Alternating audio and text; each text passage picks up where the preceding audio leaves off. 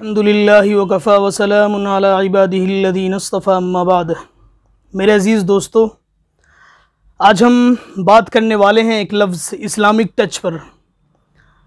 ये लफ्ज़ आजकल बहुत मशहूर हो रहा है, जैसा कि आप हज़रात सुन रहे हैं, और ट्रेंडिंग में भी चल रहा है। इस्लामिक टच जहाँ भी आप देखेंगे लोग इसको कोट कर रहे हैं और इससे एक पस मंज़र इसके पीछे है।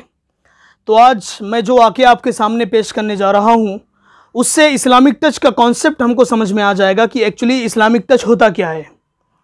तो सबसे बड़ी मिसाल उसकी ये है कि पूरी शादी में नाच गाने की मखलूत महफिल के बाद निकाह के वक्त दुल्हन के सर पर कुरान करीम रखना, ये इस्लामिक टच कहलाता है। ज़ाहिर है कि हम अपनी ज़िंदगी में, और हमारी ज़िंदगी का सबसे बड़ा अलमिया ये है कि हम अपनी ज़िंदगी की रूटीन में इस्लामिक टच ही दे रहे होते हैं हर जगह। चाहे वो निकाह की महफ़िल हो, चाहे वो हमारे अपनी पर्सनल महफ़िल हो, हर जगह हम अपने मफाद और अपने मकसद को आगे रखते हुए सिर्फ़ और सिर्फ इस्लामिक टच दे रहे होते हैं।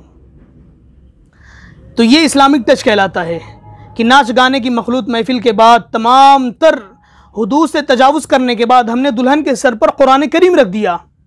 इसको हमने, यही है इस्लामिक टच।